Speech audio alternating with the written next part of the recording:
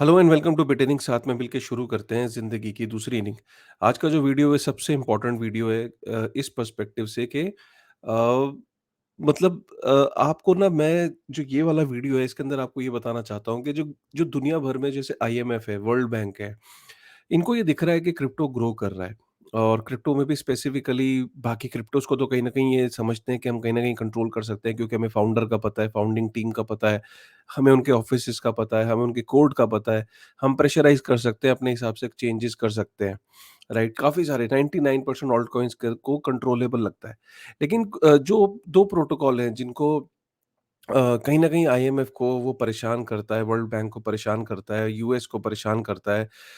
दुनिया भर में जो जो पावर की गेम है, जो पावर क्या है? बेसिकली पावर क्या है कि if you control money, you control the game.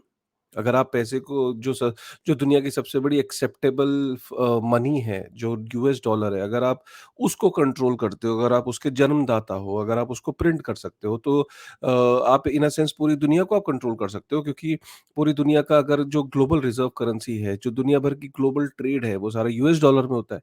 तो अगर आप उसको कंट्रोल कर सकते हो, अगर आप उसको प्रिंट कर सकते हो, अगर आप उसके जन्मदाता हो, तो आप पूरी दुनिया को कंट्रोल कर सकते हो, और यही तो होता है। अमेरिका ऑलमोस्ट पूरी दुनिया पे जो काबिज़ है, जो कंट्रोल है उसका, वो कहीं न कहीं ये उसको यूएस डॉलर प्रोवाइड करता है। लेकिन पहली बार उनको जो थ्रेट फ़ील हो रहा है, वो थ्रेट फ़ील हो रहा है बिटकॉइन से, राइट? वो बिटकॉइन से थ्रेट इसलिए फ़ील हो रहा है कि पहली बार 2008 के अंदर एक डिसेंट्रलाइज़्ड मॉनेटरी सिस्टम जो है वो एक्जिस्टेंस में आया, जिसमें जो हमने अभी तक 2008 से पहले देखा था सेंट्रलाइज़्ड मॉनेटरी सिस्टम, अब हमने 2008 के बाद देखा कि डिसेंट्रलाइज़्ड मॉनेटरी सिस्टम जो कि पब्लिक का है। ऐसा सिस्टम, ऐसा नेटवर्क जो पब्लिक का है, पब्लिक चलाती है, पब्लिक मिलके चलाती है, और उसके अंदर किसी सेंट्रल एंटिटी का कोई रोल नहीं है। हाँ, उसके अंदर देश जो हैं वो पार्टिसिपेंट्स बन सकते हैं through mining and all that, लेकिन उसे कंट्रोल नहीं कर सकते। ये पहली बार आईएमएफ, वर्ल्ड बैंक, और क्या जो चीज़ मेरे को और आपको दिख रही है, क्या ये उनको नहीं दिख रही कि उनकी रिसर्च टीम नहीं है? उनको ये दिख रहा है कि इसको अब कंट्रोल नहीं किया जा सकता, तो हमें कोई चीज़ जब कंट्रोल नहीं की जा सकती, तो हमें लोगों को इससे पहले कि ये एक एस्टैब्लिश्ड नेटवर्क हो जाए, तो हमें लोगों को एक पैरेलल, एक ऐसा नेटवर्क देना होगा, एक ऐसा क्रिप्टो देना होगा जो कि लोगों को ये यकीन दिलाए कि बिटकॉइन से बेहतर है। और अभी तक जो सॉल्यूशन निकल के आया था वो सिर्फ़ एक सीबीडीसी का एक सॉल्यूशन निकल के आया था, लेकिन वो इतनी एक्सेप्टेंस नहीं गेन कर रहा था। ये कहीं न कहीं आईएमएफ और वर्ल्ड बैंक को पता लग गया था कि जो सीबीडीसी है उसको अगर हम पिच करेंगे, तो उसके उसके अंदर जो डिफरेंशिएशन है वो लोगों को एकदम पता लग जाएगा। जैसे कि बिटकॉइन की खासियत क्या है? देखिए, बिटकॉइन की खासियत ये है कि एक तो क्रिप्टोग्राफ़ी पे बेस्ड है, ठीक है? जो क्रिप्टोग्राफ़ी टेक्निक है। अच्छा जी। दूसरा ये कि पीयर टू पीयर है, कोई भी आदमी बिना किसी सेंट्रल एंटिटी के बिटकॉइन को एक जगह से दूसरे जगह भेज सकता है, वॉलेट टू वॉलेट भेज सकता है, पीयर टू पीयर, राइट? अच्छा जी, ये भी खासियत, अच्छा ठीक है जी।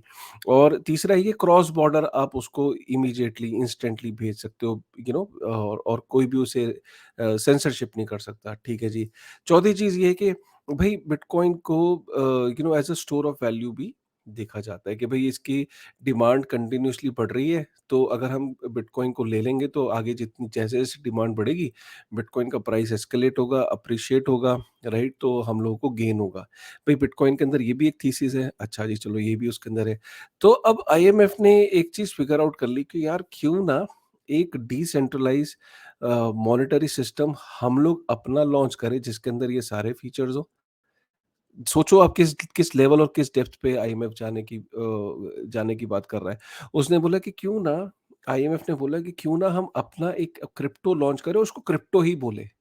उसको भी हम ऐसे ही, जैसे बिटकॉइन है ऐसे उसको कॉइन का नाम दें। मतलब उसको जैसे बिटकॉइन है तो ऐसे उसका नाम यूनिकॉइन होगा, और बाय द वे उसका नाम यूनिकॉइन ही है। ठीक है? तो ऐसा एक कॉइन जिसका एक अपना नाम होगा, क्रिप्टोग्राफी पे बेस्ड होगा, उसको हम पिच करेंगे कि वो डिसेंट्रलाइज़ है। एक किसी एक कंट्री का नहीं है, आईएमएफ का नहीं है, पूरी दुनिया का है। उसकी वैल्यू जो है वो कैसे ड्राइव होगी? उसकी वैल्यू जो है वो इस तरीके से ड्राइव होगी कि वो एक्सचेंजेस पे ट्रेडेबल होगा। भई बिटकॉइन जैसे एक्सचेंजेस पे ट्रेडेबल है, हमारा कॉइन भी एक्सचेंजेस पे ट्रेडेबल है। अच्छा जी, आपको लगता है कि बिटकॉइन पीयर टू पीयर है, हमारा कॉइन भी पीयर टू पीयर है।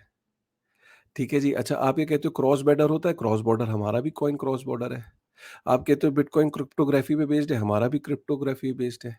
आप कहते हो कि क्रिप्टो ओपन सोर्स है, हमारा भी क्रिप्टो ओपन सोर्स पे होगा। उसमें पार्टिसिपेंट्स और कोडर्स आके उसके कोड को देख सकते हैं और उसको चेक कर सकते हैं, राइट?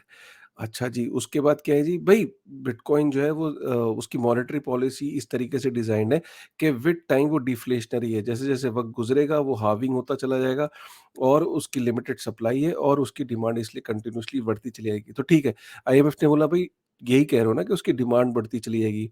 हम भी एंश्योर करते हैं कि जो हमारा कॉइन है, जो हमारा क्रिप्टो कॉइन है, वो उसकी डिमांड भी विद टाइम बढ़ती चली जाएगी। उसकी डिमांड एकदम एक्स्पोनेंशियली बढ़ जाएगी, पूरी दुनिया में उसकी डिमांड होगी, ठीक है?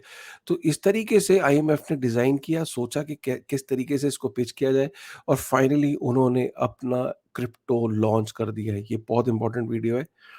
सीरियसली ये बहुत इंपॉर्टेंट वीडियो है। इस वीडियो को आप एंड तक ज़रूर देखिएगा। वीडियो मेरे लंबे ज़रूर होते हैं। I am sorry to say that, but मैं क्या करूँ यार, टॉपिक ही इतना इम्पोर्टेंट होता है कि उसके अंदर इतनी बात कहनी ही पड़ती है और इतना दिखाना ही पड़ता है, ठीक है ना? चलो मैं वीडियो को शेयर करके दिखाता हूँ, एक चीज़ दिखाता हूँ। जैसे कि सपोज़ करिए जैसे यहाँ देखिए एक एक आर्टिकल आया, एक्चुअली में तो ये आर्टिकल 15 अप्रैल का है, बहुत पुराना आर्टिकल है, 15 दिन हो गए हैं। मैं इस वीडियो को बहुत दिनों से बनाना चाहता था लेकिन बना नहीं पाया, I am so sorry about it, ठीक है? बट मैं आज इस वीडियो को बना रहा हूँ, इस वीडियो की इम्पोर्टेंस को आप समझिए। आईएमएफ ने, यहाँ आर्टिकल कह रहा है आईएमएफ ने अपना न्यू ग्लोबल करेंसी जो कि जिसका नाम है यूनिवर्सल मॉनेटरी यूनिट, एक्चुअली में इसका नाम है यूनिवर्सल मॉनेटरी यूनिट, लेकिन इसको शॉर्ट फॉर्म में बोलेंगे यूनिकॉइन। इसका लोगो देख लीजिए, ये आईएमएफ की अपनी खुद की करेंसी है जिसका नाम है यूनिकॉइन और ये न्यू ग्लोबल करेंसी है जिसका जिसका 99% पॉपुलेशन को आइडिया ही नहीं है कि हुआ क्या है। ये देखिए ये काम ना बड़े चुपचाप हो जाते हैं, मासेस को पता भी नहीं लगता है। लेकिन आप सोचो कि यूनिकॉइन करके अपना कॉइन लॉन्च किया है जिसका लोगो कॉइन की तरह है और जिसको as a universal monetary unit जिस और इसको आप यूनिकॉइन कह सकते हैं। वैसे इसका नाम यूनिवर्सल मॉनेटरी यूनिट है। इनफैक्ट इसका लोगो भी दिया गया है। तो ये क्या है, the universal monetary unit also known as Unicoin is an international central bank digital currency that has been designed to work in conjunction with all the existing national currencies, ठीक है? सबसे इम्पोर्टेंट बात ये है कि ये आईएमएफ का नहीं है। एक इन्होंने एक आप ये समझिए कि एक डिजिटल करेंसी मॉनेटरी अथॉरिटी बनाया आईएमएफ ने। आईएमएफ ने अगर खुद लॉन्च लॉन्च किया होता ना यूनिकॉइन, तो लोगों को ये लगता कि अरे नहीं, नहीं, नहीं, आईएमएफ का इसमें वेस्टेड इंटरेस्ट है और आईएमएफ अगेन एक कंट्रोल करेगी पूरी दुनिया को। तो आईएमएफ ने बहुत स्मार्टली क्या करा, एक अलग से एक अथॉरिटी बनाई जिसका नाम है डीसीएमए, डिजिटल करेंसी मॉनेटरी अथॉरिटी। उसको ये काम दिया कि भैया तुम हमारे लिए कुछ ऐसा डिज़ाइन करो, क्रिप्टो डिज़ाइन करो जो जिसके अंदर सारे वो फीचर्स हों, जो लोग बिटकॉइन की तरफ जाते हैं, आकर्षित होते हैं और फिर भी हमारा कंट्रोल हो, राइट? और उसकी सबसे बड़ी बात है, वो सिर्फ़ एक सीबीडीसी ना हो, उसकी एक यूटिलिटी हो और उस कॉइन को पूरी दुनिया के अंदर मिल के हम लोग डिज़ाइन करें। तो इसमें हुआ क्या? दुनिया भर के सेंट्रल बैंक्स इकट्ठे हुए और दुनिया भर के सेंट्रल बैंक्स ने इकट्ठे होके होके एक डीसीएमए बनाया। अगर मैं उसकी वेबसाइट पे जाऊँ, ये देख रहे हो वेबसाइट, खुद का कॉइन का लोगो डाल दिया भाई साहब, ये यूनिकॉइन।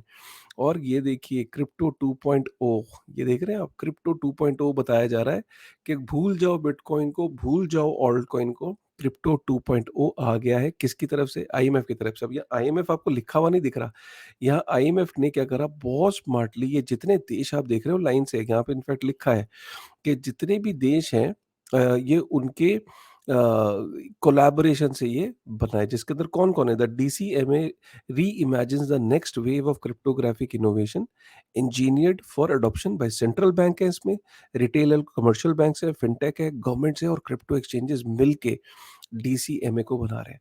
और ये जो यूनिकॉइन है, ये एक्सचेंजेस पे भी अवेलेबल होगा। मतलब ये इस लेवल पे सोच जा रही है कि यार हमें इंस्टीट्यूशंस, बैंक्स, पब्लिक सबको ये पिच करना है कि ये this is the next crypto for you, right? और इसकी यूटिलिटी पूरी डिज़ाइन की गई है। इसकी यूटिलिटी इस तरीके से डिज़ाइन की है कि एक यूनिकॉइन की जो वैल्यू है वो $1 है और इसकी डिमांड बढ़ती चलेगी। क्यों? क्योंकि जिस तरीके से अगर आज फियाट से आपको डॉलर लेना होता है और डॉलर से फियाट में कन्वर्ट करना होता है तो एक बहुत बड़ी फीस होती है, पहली चीज़। दूसरा, अगर आपको क्रॉस बॉर्डर पेमेंट्स भेजनी होती है तो भी बहुत मुश्किल से आप भेजते हो, राइट? आपकी स्लो है, कॉस्टली है। ये जो यूनिकॉइन है बेसिकली, इसकी डिमांड हर कंट्री इसको डिमांड करेगी, जो इसका क्लेम है। और इसको डिमांड करने की वजह ये होगी क्योंकि ग्लोबली एक्सेप्टेड करेंसी होगा, जैसे यूएस डॉलर होगा। और यूएस डॉलर जैसे स्विफ्ट पे आप ट्रांसफर कर पाते हो, पीयर टू पीयर नहीं है यूएस डॉलर का नेटवर्क, ये पीयर टू पीयर होगा। ग्लोबल रिजर्व के अंदर भी आप इसको डाल सकते हो। दुनिया भर के जो बैंक्स हैं यूनिकॉइन को अपने, जैसे गोल्ड को रखते हैं और अपने यूएस डॉलर को रखते हैं, ऐसे वो यूनिकॉइन को भी रखा करेंगे, क्योंकि यूनिकॉइन की यूटिलिटी होगी कि यूनिकॉइन को इंस्टेंटली आप यूएस डॉलर में कन्वर्ट कर सकते हो, राइट? और यूनिकॉइन से आप कोई किसी भी करेंसी में इंस्टेंटली आप कन्वर्जन कर पाओगे। और यूनिकॉइन पूरी ग्लोबली ट्रेड में एक्सेप्टेड होगी और कहीं पे भी आप उसे भेज सकते हो।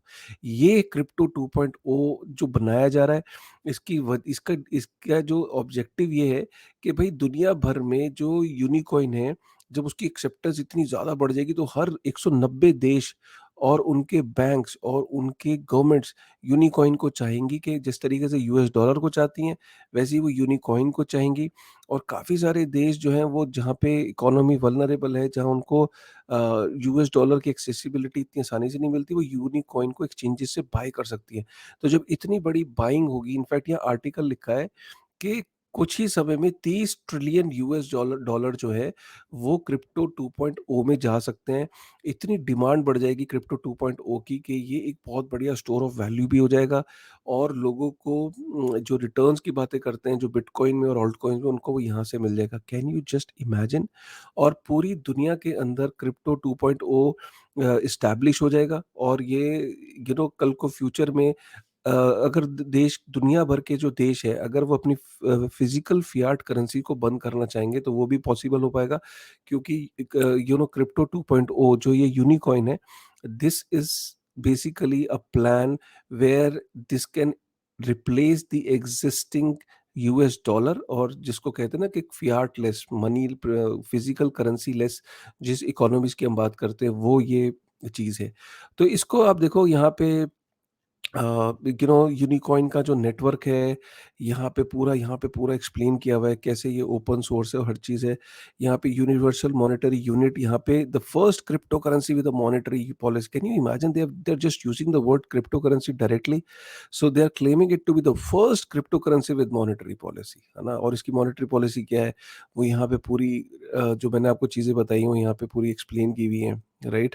DCMA is currently organizing a unicoin monetary policy consisting of 12 leading economists and central banking leaders around the world. तो बहुत दुनिया भर के सेंट्रल बैंक्स और इकोनॉमिस्ट इस पे काम कर रहे हैं।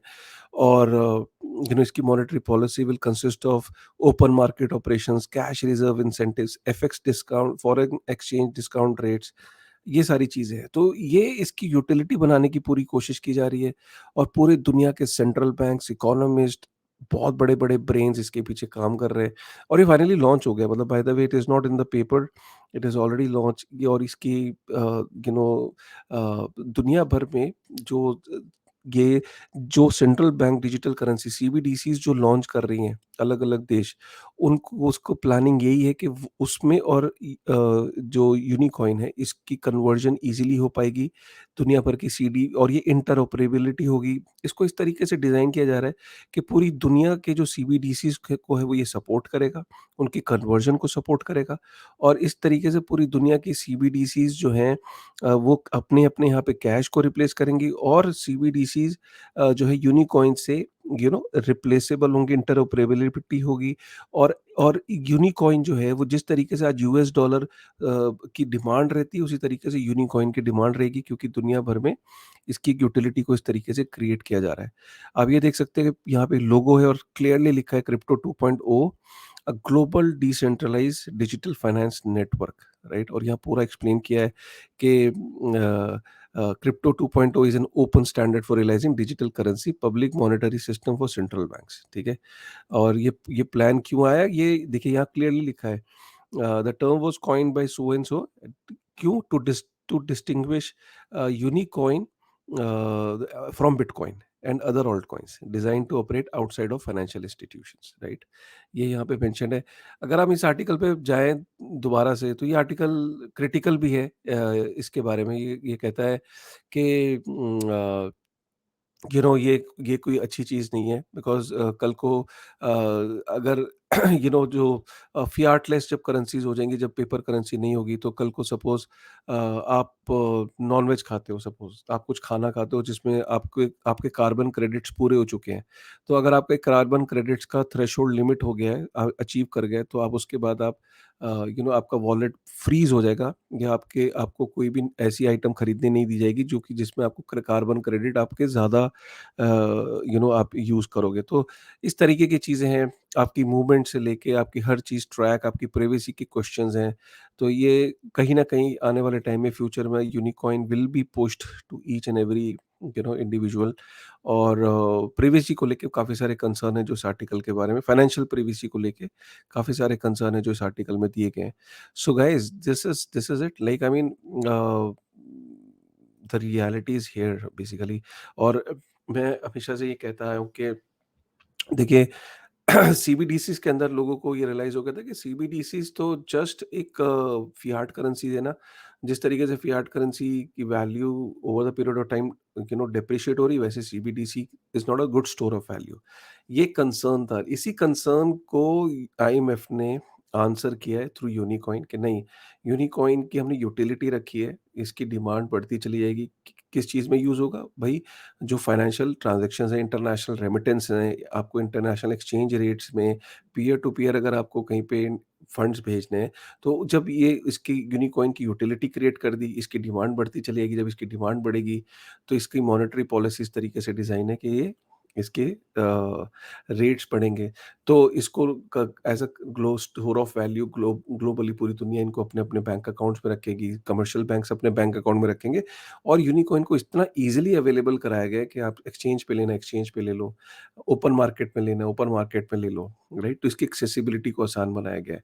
क्लियर क्लियर प्लानिंग है कि जितने लोग बिटकॉइन को समझ चुके हैं, लेकिन गोइंग फॉरवर्ड जब भी कोई बिटकॉइन को समझे, तो आईएमएफ उनको एक अल्टरनेटिव पिच करना चाहता है। और बाय द वे, उन्होंने ये अल्टरनेटिव पिच करने में पूरी जान लगा दी है, क्योंकि दुनिया भर की कंट्रीज, सेंट्रल बैंक, इकोनॉमिस्ट इसके पीछे हैं, जो कि यूनिकॉइन को सक्सेसफुल बनाना चाहते हैं, राइट? तो ये इंपॉर्टेंट वीडियो है आपके लिए समझना कि किस तरीके से एक तरफ वो कहते हैं कि बिटकॉइन एक पॉन्जी है, कभी कहते हैं कि बिटकॉइन खत्म हो जाएगा, bitcoin will vanish, then they compare everything with bitcoin. तो एक तरफ आप उसको कहते हो कि वो कुछ नहीं है, वो पॉन्ज़ी है, बेकार है, और दूसरी तरफ आप इतने सीरियस हो कि पूरी दुनिया के नेशनल बैंक्स और सेंट्रल बैंक्स और इकोनॉमिस्ट इकट्ठे हो गए हैं to counter that, right? But फिर वही कहते हैं ना, एक गाना है ना, ये पब्लिक है, ये सब जानती है। जब आप कोई काम फ्यूचर में टेक्नोलॉजी को आप काउंटर करने के लिए पूरी जब जान लगा रहे हैं, और धीरे-धीरे आज इंटरनेट और इन्फॉर्मेशन के एरा में जब ये इन्फॉर्मेशंस आती हैं पब्लिक के सामने, तो वो क्वेश्चन करने लगती है। So yes, probably to begin with Unicoin will definitely make inroads, but जैसे-जैसे ये टेक्नोलॉजी ग्रो करेंगी, इकोसिस्टम ग्रो करेगा, फियाटलेस इकोसिस्टम की तरफ हम जाएँगे, उसके प्रोस एंड कॉन्स सामने आएँगे। तो जो चीज़ पब्लिक के लिए हित में होगी, या उनको लगेगा कि ये हमारे लिए बेटर है, वो अल्टीमेटली चीज़ें अपने आप एम्ब्रेस होती चली जाती हैं। Only time will tell what is lying ahead in the future, right? But आपके लिए ये इन्फॉर्मेशन देना बहुत ज़रूरी था। कैसा लगा आज का वीडियो, प्लीज़ बताइएगा, कमेंट करिएगा, लाइक करिएगा। इस तरह के डिटेल्ड, सॉरी, वही मैं बार-बार कहता हूँ, वीडियोज़ थोड़े लंबे होते हैं, फिर भी मैं उन्हें कंट्रोल करने की कोशिश करता हूँ। But that's the way it is. यही यही चैनल का पर्पस है, यही मुझे पसंद है करना। अगर आपको ऐसे वीडियोज़ पसंद आते हैं रिसर्च बेस्ड, तो प्लीज़ कमेंट करके बताइएगा कि sir, please continue to make these kind of videos, है ना? मैं बनाता रहूँगा आपके लिए। और सब्सक्राइब बटन और बेल आइकन और लाइक ज़रूर करते जाइएगा। चलिए, with this thought, thank you very much.